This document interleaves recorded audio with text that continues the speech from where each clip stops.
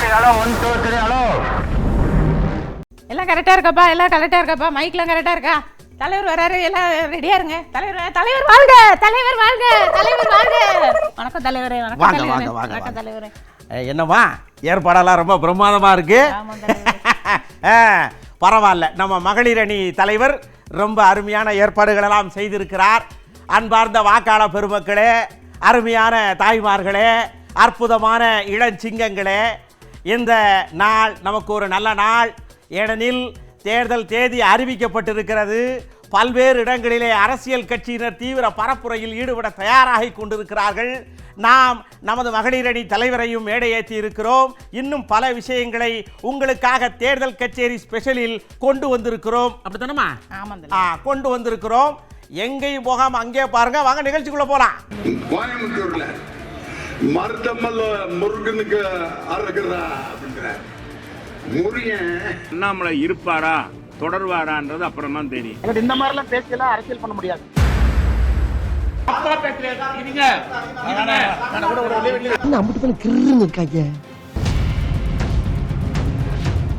எனக்கு இந்த பூச்சாண்டி வேலையெல்லாம் குஷ்புக்கு காட்டாதீங்க. நம்மகிட்ட பெருசா எதிர்பார்க்கறாங்களோ. ஒரு அணிலை போல உதவிகரமாக இருக்கும். நாட்டுல யாருமே அதை செய்யறது இல்லைங்க. இந்திய பிரதமர் வந்திருந்தாங்க.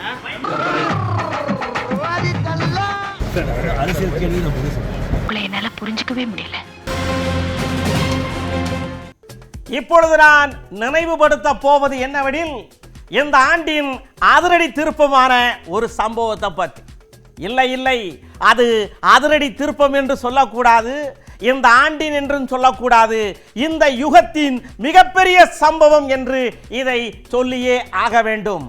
ஏமா, மாற்று கட்சியில் சேர்ற ஐடியாவது எது இருக்கா? தலைவரே, உங்களை விட்டா எனக்கு வேற எந்த கதி இருக்கு தலைவரே? என்னைய போய் இப்படி சொல்லிட்டீங்க. ஒன்றும் சரியில்லையே. ஓகே, போய் பார்ப்போம் என்னன்னு.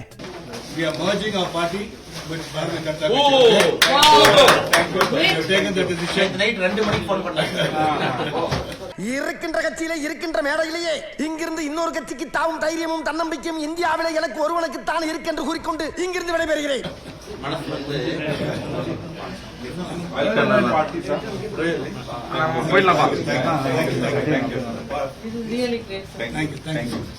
ஒவ்வொரு முறை தேர்தல் வரும்போதும் எத்தனை சீட்டு, எத்தனை இடம், என்ன கோரிக்கை என்று சென்று கொண்டிருக்கிறது.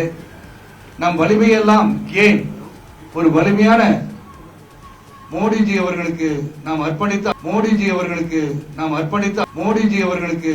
அர்ப்பணித்த அவருடன் சேர்ந்து செயல்பட்டால் என்ன என்று என் மனதில் தோன்றியது. அந்த நேரத்தில் என் மனைவியை எழுப்பி என்னங்க ஆச்சுன்னாங்க. இல்ல, இந்த மாதிரி ஒரு எண்ணம் வந்து கொண்டிருக்கிறது என்று சொன்னார்கள். எந்த ஒரு முடிவெடுத்தாலும் நான் உங்களோட உறுதுணையாக இருப்பேன். தமிழகத்திலே பாரதிய ஜனதா கட்சி வெற்றி பெற்று ஆட்சி பெறும் அளவிற்கு நாம் உழைப்பு இருக்க வேண்டும் என்று கேட்டுக்கொண்டு எங்களை வரவேற்பமைக்கு நன்றி கூறி உங்களுடன் சேர்ந்து சிறப்பாக செயல்படுவோம். பாரதிய ஜனதா கட்சியினுடைய குடும்பம் பெரிதாக இருக்கிறது சொன்னார். பாத்தீங்களா, கவுளி கூட அடிக்குது. ஹலோ, நான் தான் ஃபீல் பண்ணேன். நீங்களா? நம்முடைய பெருமை மிகுந்த தமிழர் நம்மோடு இருந்தாலும் கூட அவர் என்று தேசியத்துக்கு தேவைப்படுகின்றார். பாரத் மாதா கே, பாரத் மாதா கே, பாரத் மாதா கே. அண்ணனுடைய முகம் தெரியலையா? கண்ணாடியை கழட்டிட்டா போச்சு. இந்தாங்கம்மா, இதை பத்திரமா வச்சிருங்க. ஜெர்மன்ல இருந்து வாங்கிட்டு வந்தது. அதாவது பார்த்தீர்கள் என்றால், நம் கட்சியோடு மகளிர் அணி தலைவியா, உன் கட்சி தலைவரா என்று என்னை யாராச்சும் திட்டினால் என்ன பண்ணுவீங்க அப்படின்னு தானே கேக்குறீங்க.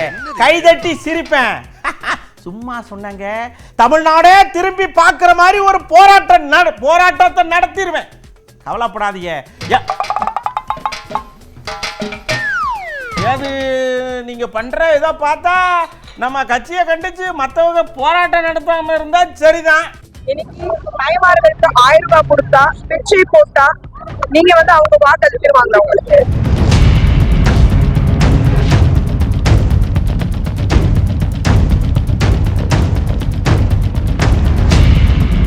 பெண்களை கேவலப்படுத்துறது, பெண்களை அவதூறமா பேசுறது, பெண்களை பத்தி தப்பான ஒரு விஷயத்தை பரவுறது, இது திமுகவுடைய டிஎன்ஏ, குஷ்புடைய டிஎன்ஏ கிடையாது. திமுகவில் இருக்கும்போது பார்த்துருக்கேன், வெளியில் வந்ததுக்கப்புறம் பார்த்துருக்கேன், இப்போவும் பார்த்துட்டு தான் இருக்கேன். ஸோ எனக்கு இந்த பூச்சாண்டி வேலையெல்லாம் குஷ்புக்கு காட்டாதீங்க. ஆக நாம் எப்படியெல்லாம் போராட்டம் நடத்த வேண்டும் என்று மகளிர் அணி தலைவருக்கு சொல்லி கொண்டு கொடுத்துருக்கிறோம். ஆகதான் அவங்க இப்படி நிற்கிறாங்க. ஏமா தமிழ்நாட்டுக்கு என்ன திட்டம் கொண்டு வந்தீங்கன்னு நாங்க தடுக்கிறதுக்கு பதில் சொல்லுங்க தலைவரே அப்படின்னு நான் கேட்பேன். அதுக்கு நீங்க என்ன சொல்லணும்? இப்படியே நின்றுகிட்டு இருந்தீங்கன்னு வச்சுக்கோங்க, அவன்லாம் நம்மளை பார்த்து சிரிப்பான். என்ன சொல்லணும்? இவ்வளவோ சொல்லி கொடுத்தேன், ஆனாலும் பாருங்க இவங்க சொல்ல மாட்டேன்றாங்க. சிரிக்கப்படாது. எப்ப இருந்து உங்களுக்கு இவ்வளவு தைரியம் வந்துச்சு தலைவரே அப்படின்னு நீங்க கேட்டிருக்க வேண்டாமா? ஏனென்றால் அவர்களுக்கு கொஞ்சம் கூச்ச சுபாவம். என்னோட தைரியத்தை பிடிச்சு போய் தானே கட்சியில சேர வந்தேன்னு சொன்னியே, அதையும் மறந்துட்டியா? போச்சு, பரவாயில்ல, இருக்கட்டும். நான் சொன்னதெல்லாம் இருக்கட்டும், நீங்க சொல்லாம வந்ததை மறக்காம சொல்லுங்க. தமிழ்நாட்டுக்கு என்ன திட்டம் கொண்டு வந்தீங்க நாங்க தடுக்கிறதுக்கு? இதானே? இப்பயாவது சொல்லுமா? பரவாயில்ல, பட்டியல் போடுங்க பிரதமரே அப்படின்னு சவால் விட்டுருக்காரு முதலமைச்சர். அவரோட சேர்ந்து நானும் உங்களிடம் கேட்கிறேன். எங்க தலைவிக்கிட்டே நான் கொஞ்சம் சொல்றேன். மாண்புமிகு பிரதமர் மோடி அவர்களே, நீங்க கொடுத்த படைய உத்தரவாதமான ஒவ்வொருத்தருக்கு 15 லட்சம் ரூபாயோட இன்றைய கதி என்ன? இளைஞர்களுக்கு 2 கோடி பேருக்கு வேலை வாய்ப்பு உத்தரவாதம் தந்தீங்களே, அந்த கதி என்ன? அதை சொல்லுங்க பிரதமர் அவர்களே. தமிழ்நாட்டுக்கு செஞ்சு தந்திருக்கக்கூடிய சிறப்பு திட்டங்களை பட்டியல் போடுங்க. என்ன சிறப்பு திட்டங்களை கொண்டு வந்தீங்கன்னு தமிழ்நாட்டு மக்கள் எல்லோருக்கும் கேட்கணும். பதில் சொல்லுங்க பிரதமர்னு எல்லோரும் கேட்கணும். கேட்பீங்களா? பிரதமர் சொல்றாரு, அவங்க கொண்டு வர திட்டங்களை நாம போய் தடுக்கிறோமா? நீங்க ஒரு பழமொழி கேட்டிருப்பீங்க, அண்ட புழுகு ஆகாச புழுகுன்னு சொல்லுவாங்கல்ல, அது மாதிரி இது மோடி புழுகு. அவர் என்ன திட்டத்தை கொண்டு வந்தா நாம தடுக்கிறதுக்கு? எந்த திட்டத்துக்கு நாம தடையா இருந்தோம்னு சொல்லுவாரா? ஆட்சியில் இருந்த 10 வருஷமா தமிழ்நாட்டை திரும்பி பார்க்காம தேர்தலுக்கு 10 நாள் வந்து போய் சொன்னா தமிழ்நாட்டு மக்களான நாங்கள் என்ன ஏமாளிகளா? நாங்களெல்லாம் இழிச்சவாயங்களா? பொய்யும் வாட்ஸ்அப் கதைகளும் தான் பாஜகவோட உயிர் மூச்சு.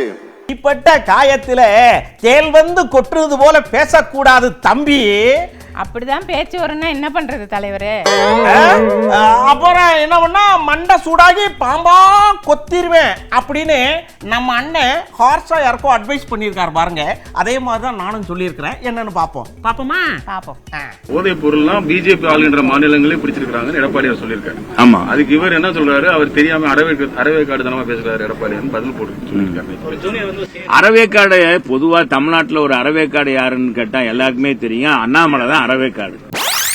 பொதுவா தமிழ்நாட்டில் ஒரு அறவேக்காடு யாருன்னு கேட்டா எல்லாருக்குமே தெரியும், அண்ணாமலை தான் அறவேக்காடு. தேர்தல் முடிஞ்ச பிறகுதான், வாக்கு பெட்டியை திறந்த பிறகுதான், வாக்கு சீட்டை பார்த்த பிறகுதான் பிஜேபிக்கு தமிழக மக்கள் எவ்வளவு தூரம் ஆப்பு வச்சிருக்காங்க அப்படின்றது தெரியும். அப்ப அதுக்கு பிறகு அண்ணாமலை இருப்பாரா தொடர்வாரான்றது அப்புறமா தெரியும். சார், போன முறை வந்து உங்களுக்கு செய்தி வந்துருச்சு. போதும், எதிர்பார்த்து களத்துக்கு வரும்போது திமுகவும் அதிமுகவும் கூட கூட்டணி வைக்கிற நிலைமை வரும்னு சொல்லி அவங்க கட்சி நிர்வாகி பேசுறாரு. சின்ன பிள்ளைய அப்படிதான் பேசுவாங்க. பேசும்போது அப்படி இதெல்லாம் ஒரு இதான 24, 26 வரும்போது பாத்துக்கலாம். அப்ப என்ன நிலைப்பாடுன்றது இப்பவே எப்பவோ வர்றதுக்கு இப்பவே வா. உங்களுக்கு பயம் இல்லையா? எங்களுக்கு பயப்படக்கூடியது இன்னும் சொன்னா, இன்னைக்கு தம்பி விஜய் கட்சி ஆரம்பிச்சது திமுகவுக்கு தான் பாதிப்பு. சொன்னார்ல நம்ம அண்ணன் செல்லூர் ராஜு சொன்னார்ல. தலைவரே, ஹார்லிக்ஸ் குடிக்கிறீங்களா? இல்ல, உங்களுக்கு சுகர் இருக்கு, நானே குடிச்சேன். அரசியல்வாதினா கேட்ட கேள்விக்கு பதில் சொல்ல மாட்டேன்னு குற்றச்சாட்டுலாம் இருக்கிறது பழசு. கேள்விக்கு பதில் சொல்ற மாதிரி ஆரம்பிச்சு சடார்னு 300 கேள்வியை கேட்டு நம்ம பக்கமே திருப்பி விடுறதா இந்த காலத்து பாலிடிக்ஸ். ஹார்லிக்ஸா சுகரா?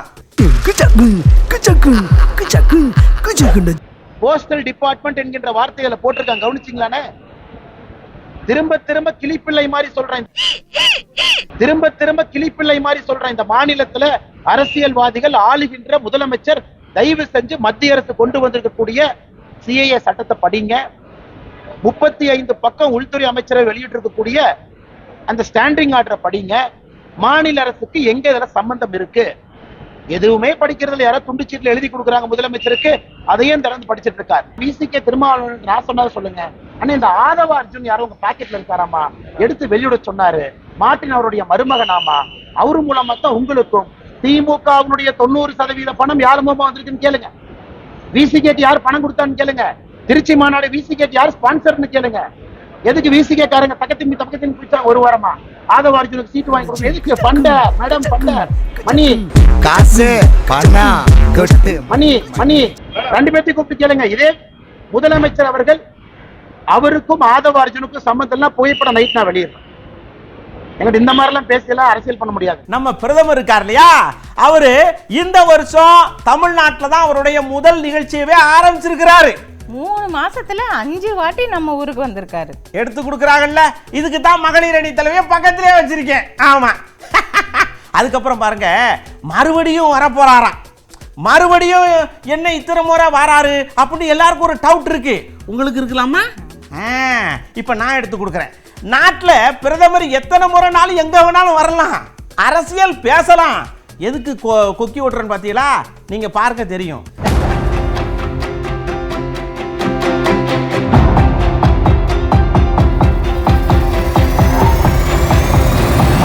तमिलनाडु में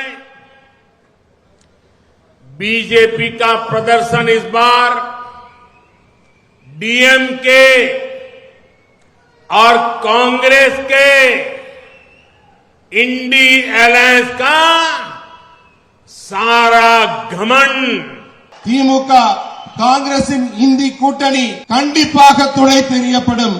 காங்கிரஸ் திமுக கூட்டணி இந்த வெற்றி என்ற தலைக்கணம் இருக்கிறது அவர்களுக்கு, அது முற்றிலுமாக அழிக்கப்பட்டுவிடும். பிரதமரை எங்க வேணாலும் வரலாம்னு சொல்லி இருக்கோம் இல்லையா, அதே மாதிரி பாருங்க.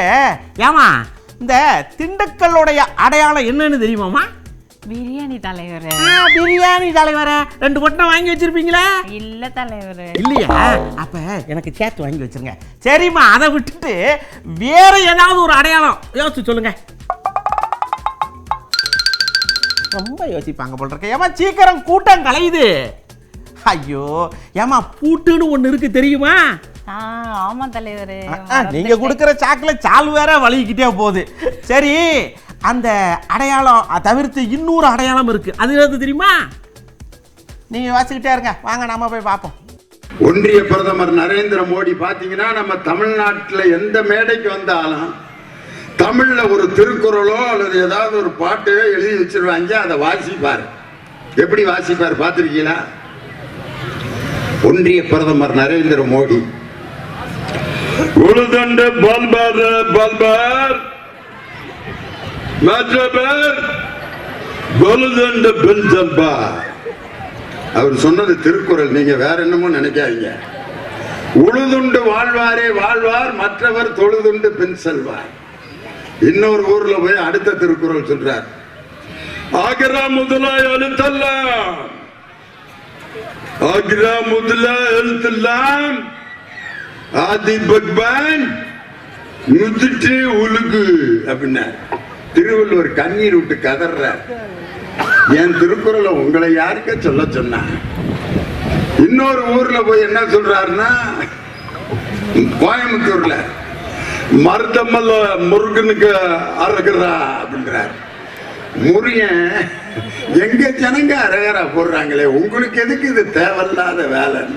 தலைவரே, இப்ப ஞாபகம் வந்துருச்சு. என்னன்னு? திண்டுக்கல்லோட அடையாளம் பூட்டு.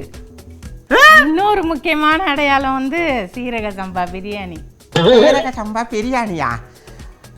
ஒன்ஸ் அப்பான் எ டைம் எழுத்து பேசுறவங்க எல்லாம் இன்னைக்கு நட்பாயிட்டாங்க. சீரக சம்பா பிரியாணியா? நட்பா இருந்தவங்க எல்லாம் பிரிஞ்சு போய் திட்டிக்கிட்டு இருக்காங்க. பூட்டாமா கண்டுபிடிச்சிட்டாங்க. எங்காலுங்க சிங்கமுடா புலிடான்னு தொண்டர்கள்லாம் முழங்கிட்டு இருக்க. தலைவர்கள் அவ்வளவு பெருசா எதிர்பார்க்கல. அதுக்கு நீ இப்படியா எப்படியான்னு பாருங்க.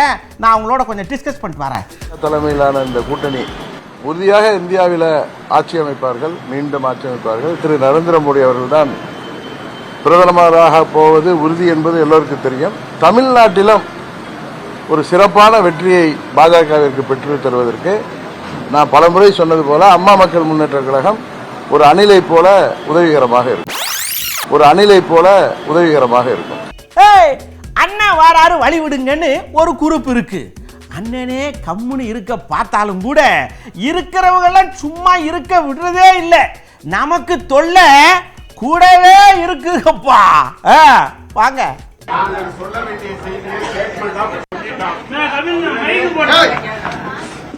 அண்ணன் அவர்கள் விவரமாக உங்களை அழைத்து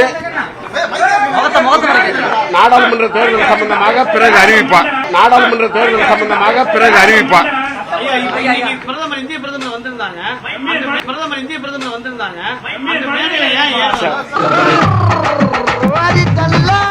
அரசியல்ங்கிறது ஒரு வட்டம்யா. இன்னைக்கு கீழே இருக்கிறவங்க நாளைக்கு மேல, நாளானைக்கு எங்க இருக்காங்கன்னு தெரியாது. அன்னைக்கு அரசியலை பத்தி சிறப்பா பேசினவர் இன்னைக்கு அதை பத்தி பேசவே மாட்டேன்னு மாறிட்டாரு. யாரு? வாங்க பாப்போம்.